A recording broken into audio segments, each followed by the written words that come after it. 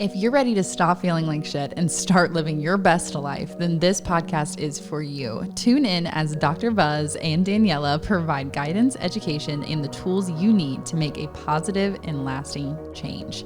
Doctor of Chiropractic Medicine, Regenerative Medicine, and Functional Wellness, Dr. Buzz has 24 years of experience changing people's lives. Daniela has first-handedly taken back control of her health, and together, these dynamic hosts have unique perspectives and expert advice.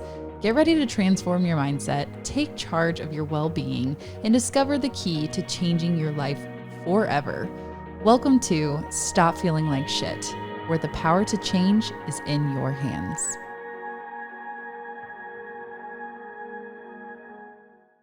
Welcome back to Stop Feeling Like Shit. And on today's episode, we're going to be talking with Dr. Joseph Gambradella, and you can call him Dr. Joe. And we're going to be discussing cortisol and adrenal dysfunction. So, Dr. Joe, hello. So glad you're with Hi. us. Love seeing you. Hey, Joe. So, our audience, as we know, I'm Daniela Korth, and this is my husband, Dr. Buzz. And so, Dr. Joe, just give us a little brief introduction about yourself. I'm a chiropractor, been in practice for 25 years. I met your husband, Dr. Buzz. God, it's got to be, how long ago, Buzz? 30 years ago? 25 years ago? You're in the apartment right across the street. Yeah. So one of my best friends from way back when. But starting out in Miami here all those years ago, we've founded an office down here that practices regenerative medicine, spinal decompression, hormone optimization. Had the great opportunity to work with some elite college sports teams early on in my career. Did a lot of work with physical improvements, working with chiropractic, improving biomechanical function, extending life.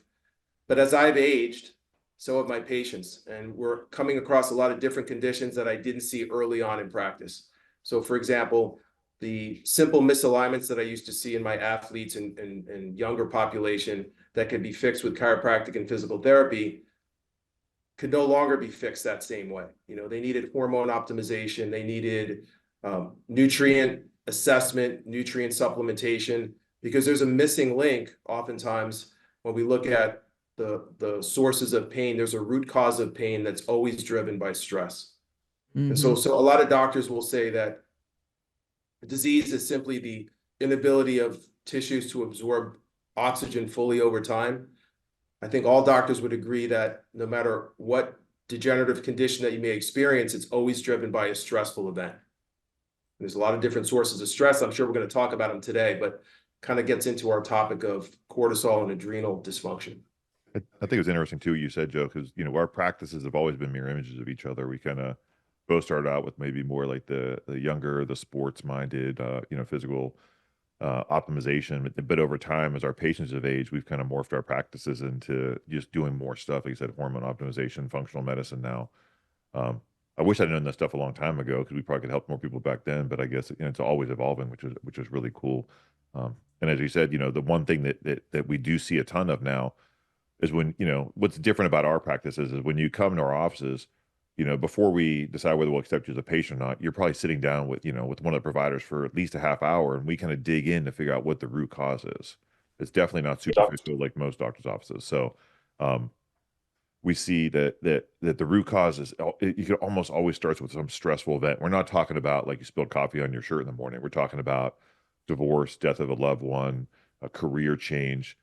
And it's crazy. People's health really goes down after those events, but the cool thing is we're able to help those things now. Yeah, so let's jump in and let's start talking about cortisol. Typically when we talk about cortisol, it tends to get a bad rap, but tell us the goods and the bads. What's it doing? Why is it good? Why is it bad? Tell me. It's an essential hormone. It's produced by a tiny little gland that sits up on top of your kidneys, the outer portion of that gland, the cortex. And cortisol in and of itself is called the glucocorticosteroid. It does many, many things.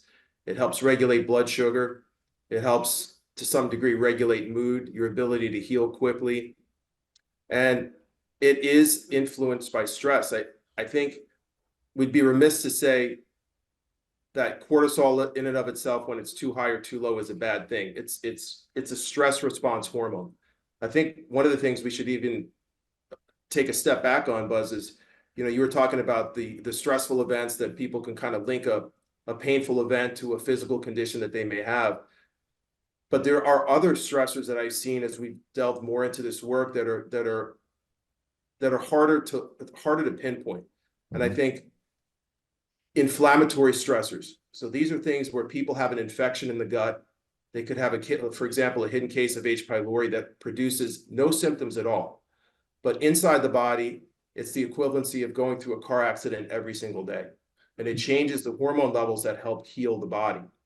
And so, when you're exposed to a stressful event, you're typically going to see an elevation in these stress hormones like cortisol. And secondary to that, you're going to see a diminishing effect of the mitochondria in your thyroid. The capability, your ability to heal slows down. And your body goes into a panic state. You're going to have these neurotransmitters, these brain chemicals that elevate mood. They start to elevate to the point that you have trouble sleeping, and then to the point where maybe you have full-blown anxiety. And as a result of that, in an attempt for the body to heal itself, the sex hormones start to decrease. So, when people are really stressed, they tend to have less optimization. Testosterone levels can decrease, estrogen levels can change. And then you're going to start to see inflammation. And when we talk to patients and they're in pain, we're already talking to them that, if there's 8 pillars of health or 8 pillars of declining health, however you want to measure it, if you're in pain, you're already on the 5th stage of health decline. And so when inflammation is present in the body, then your physiology completely changes. You take on this physiology where you lose the ability to heal quickly. And that can be, you don't regenerate quickly, you're sore in the gym all the time, you have lots and lots of brain fog. All of a sudden, there are certain foods you ate your entire life that you could no longer tolerate. And so when physiology changes and it becomes catabolic, you lose the ability to make things. Yeah. And and I was just going to say the last 2 things experience. and typically you're going to see some level of insulin resistance after this, poor management of blood sugar, and then you accumulate large amounts of damage to your cells. And this is where people get diagnosed with diseases like cancer, metabolic syndrome, and heart disease. So just to give context about where people fall in declining health, are you stage 1, are you stage 5, are you stage 8? Right. And anyone who has any type of pain, which is inflammation, they're under stress. A lot of people, live their lives in pain and think that it's okay or just part of getting old. And it's not okay, because when you're in pain, it's breaking you down every single day. So it's more than just your back hurts or your shoulder hurts. It's just really just eating away at your health. Yep. In so many different ways. I think some of our challenging patients that we've had early on in practice, that we've stayed close with over the years, that, they came in with a symptom that we were able to help them with 60 or 70% when we expose them to this type of diagnostic testing, which is a saliva test. This is really, I think, another interesting point is that people feel like they're fully tested if they get blood work done once a year or maybe twice a year. But it's such a small part of what is happening with your underlying physiology. A lot of the markers that we're talking about, like cortisol and DHEA, that really regulate or are indicators of your stress response, can't fully be measured through blood. They have to be measured through saliva. And because it's not a test per se that's covered by insurance, people are not exposed to it. And they're not exposed to it because it's not the best test, but just because we're in that model. Right. And I think, a blood work, when people say, well, it's kind of like you said, well, I get my blood work done, my blood work's okay. Blood work is so superficial. It's almost just like your check engine light. You had no gauges on your car, just, the yellow light on your dash. Like, really, to dig into your health, these other tests, like the saliva test, the DNA stool analysis, like, these are how you really see how you are functioning at your core, if that makes sense. So, and they're very easy to do, right? Like, the saliva test is pretty simple. These are tests people take in the comfort of their own home. Basically, you're literally spitting in a vial multiple times during the day, and that'll give us a good picture of what's going on with your cortisol levels. And almost every person, I don't know if you would agree with this, Joe, like, people that come in that don't heal well, right? Like, for some reason, at the end of the day, if you're listening to this podcast, if you have an injury that's not healing, something's wrong. Like, the body's, if you're alive, you heal. So if you're not healing, there's a root cause of this thing. And often it's because, if your cortisol level's high, you're catabolic, you're not going to heal. So in a simple test like this can catch this. And You can take all the Advil you want and, go, have a surgery. But if your cortisol high, your body will keep breaking down. And, and once you fix your knee, your shoulder's going to go bad and your ankle's going to go bad. Like, and we see this in our people, joint after joint keeps breaking down and becoming arthritic. And a lot of these people, just because this cortisol level is so high, their body is continually just breaking down everywhere. And this is something that is very easily treatable once diagnosed. Yeah, and also, we just did another testing on me too, because once again, I was having trouble sleeping. I was waking up at 3 o'clock in the morning, ready to go, you know? So I'm struggling going to sleep. And then at 3 o'clock in the morning, I'm waking up ready to go. And I'm like, no. So I know that's my adrenals. So it's like, what is happening? And so we did another adrenal test and it shows, I'm sky high right around 12 o'clock.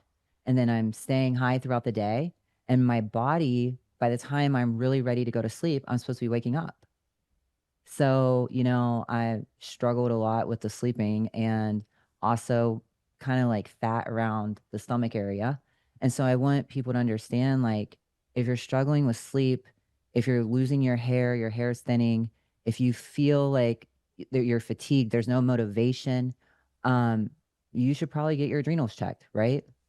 Yeah. We- I mean, it's one of those things where I, I mean, now that I know what I know with functional medicine, that's the first thing I go to when I don't feel good anymore. Right. Yeah. So, And it's really, go ahead. I'm going to just say, Daniela, too, it's really, these are symptoms that cross every age bracket. You could be 20 years old, you could be 60, you could be 90.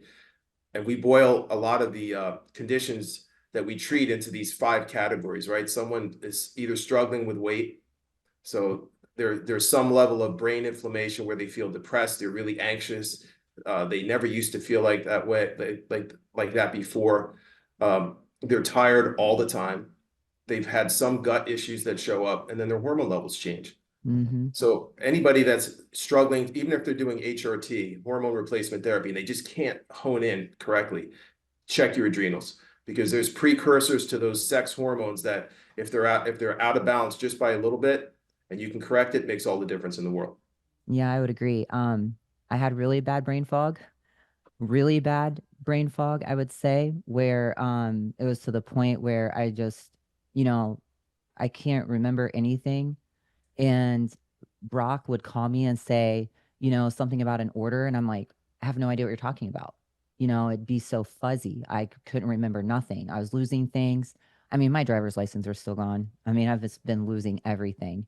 And so tons of inflammation in the body. And so it's just, I feel better from doing functional medicine and things. And so I want people also, so tell us an example. What happens when your cortisol is normal? What's that look like for people? Because I think a lot of people have tons of inflammation in the brain fog. They can't sleep at all. They can't lose weight at all. And they're working out really hard. Maybe they're eating a good diet and they're still struggling. Well, the protocol that we've been working with really successfully with our patients looks at 3 body systems that dictate health outcomes. So we have the brain and the hormone system, we have the gut, and then we have the liver detox system. And all of those systems play a role, and they all have to be analyzed.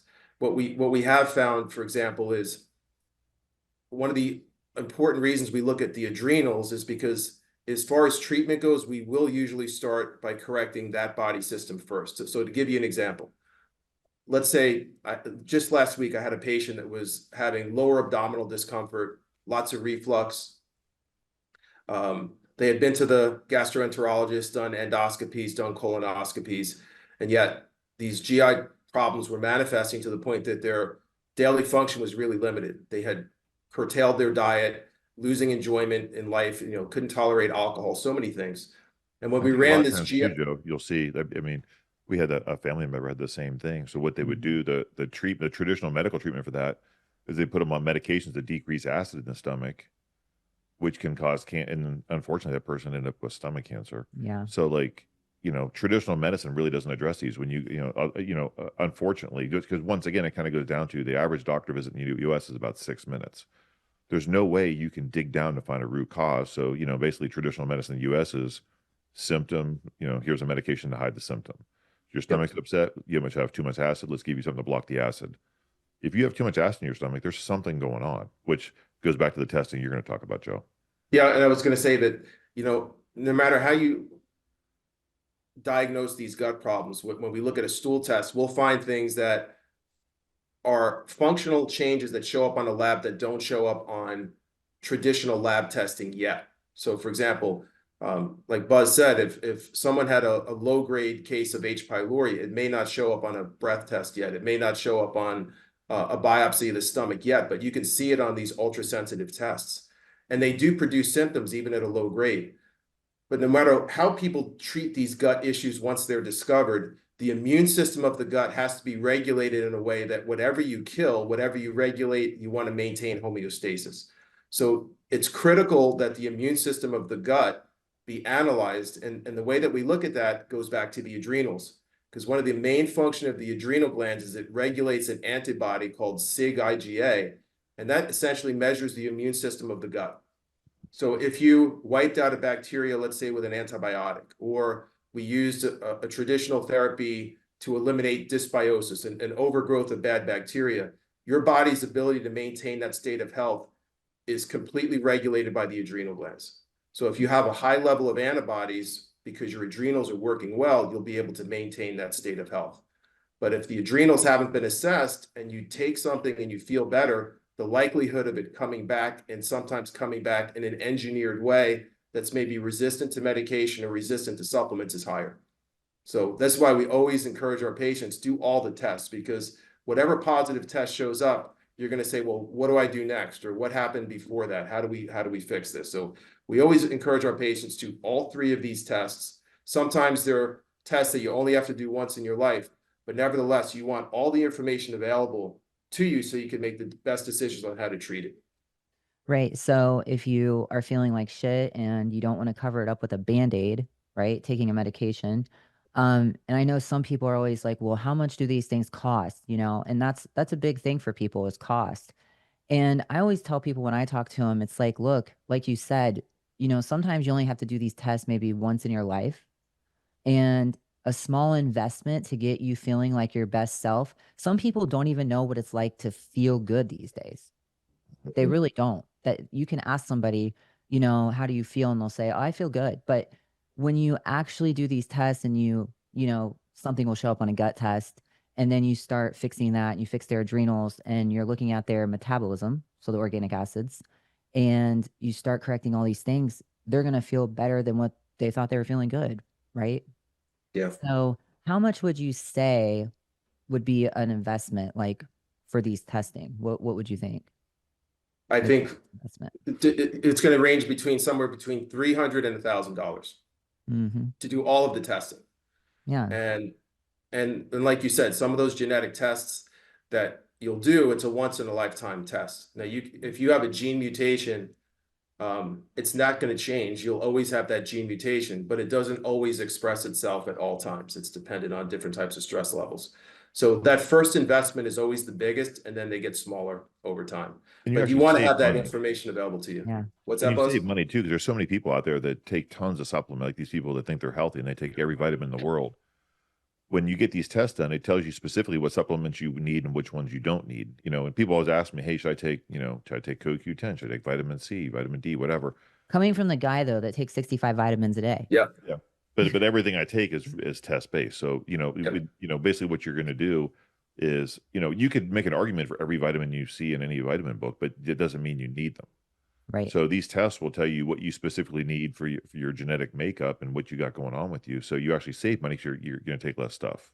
Yeah, I do agree. And it's the sequencing of supplements too. If you take the right supplement at the wrong time, it's not going to have the desired result. I tell my patients, imagine walking into Vitamin Shop and you see tens of thousands of different bottles, and you just say, pick the ones out that are going to help you the most. That's kind of what people do when they take supplements. It's, they hope things work, but it's not targeted supplementation based on a deficiency.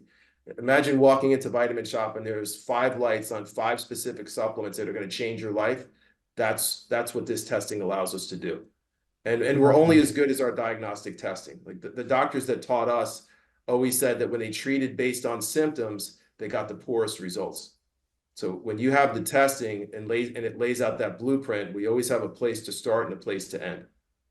And we always say the test never lies. Like the test is what it is, right? So, yeah, how many patients have we had, Buzz, where, you know, these fully optimized people, they look the best, they should be on covers of magazines, have been on covers of magazines, and then you run a lab and they're some of the worst, the worst labs that we've seen.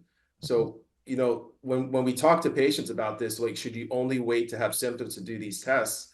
Absolutely not.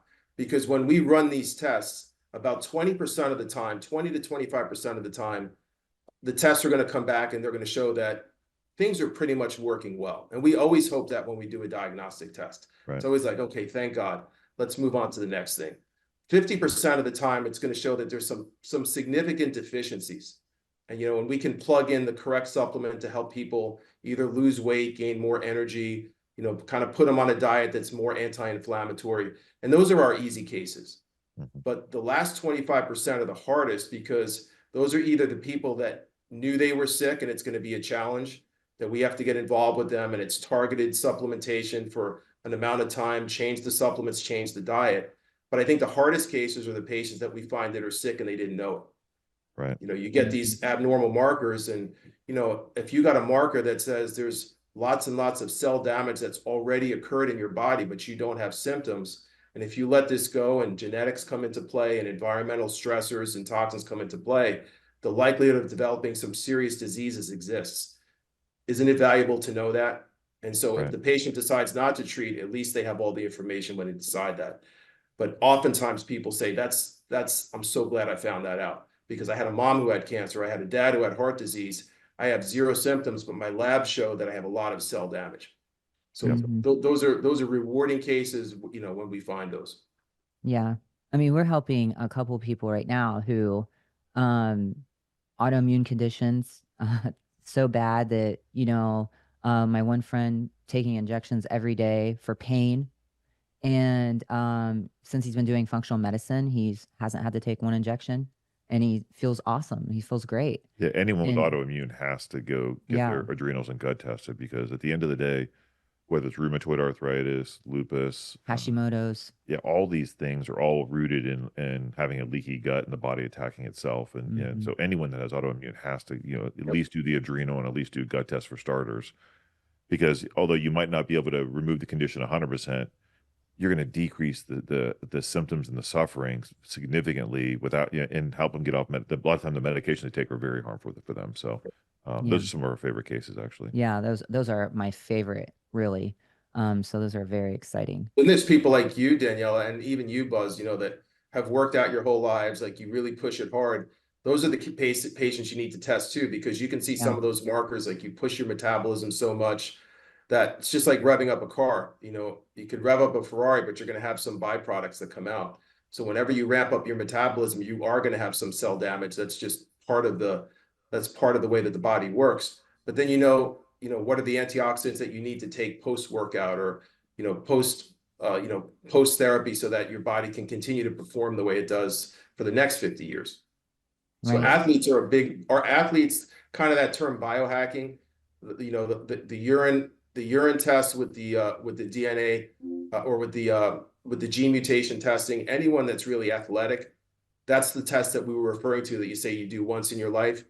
Everyone who's athletic or wants to stay athletic and stay in the gym for the next 50 years, whatever it may be, has to do that test. I agree 100%. Yeah, that's cool. And I also want to point out, you know, when I talk to people, and some people will say, I have no stress in my life at all whatsoever. And when I get stressed out, sometimes I feel it. And then, you know, your body really doesn't know if you're being shot at with a gun, chased by a lion, any of those things. And so I would say that sometimes we can sit here and be happy and we don't even know if stress is really occurring in our body. And so when people tell me, I'm not stressed out, I have no problems, it's like, well, you never know until you actually take a test, right? So I'm always curious with those people who tell me that stuff, because I tell them all the time, stress comes in all these different ways. Yeah, well, there's your body can't differentiate between chemical, physical, and emotional stress. Right. So you can be a yoga master and have no stress, and maybe have no emotional stress, but you could have one of these underlying gut infections and have, you know, an infection stress, you know, the environmental toxins, Mhm. you know, or suffering with any type of pain. Like there's all these other type of stressors, and the body definitely doesn't differentiate. And usually it's a combination of these things that stress your adrenals out, get that cortisol level high, you know, causes all these catabolic effects, and it, you know, basically just breaks you down with time. Yeah, and I made a post the other day, and I always tell people, you cannot out train or like, you know, you can't, it doesn't matter all the organic foods that you eat. It doesn't matter how hard you train. It doesn't matter all the things that you buy that are non-toxic related. If you have high cortisol and your adrenals are getting burnt out, like you're gonna suffer. It doesn't matter how much money you spend at the gym and you spend on food. I mean, because I'm one of those people. Yeah, well, you're going to end up getting injured, not getting the results you Right. want, like because it just breaks you down. Yeah. Wow. I brought out a sheet that I had here too, that it'll take maybe a few seconds to read it, but these are the most common symptoms.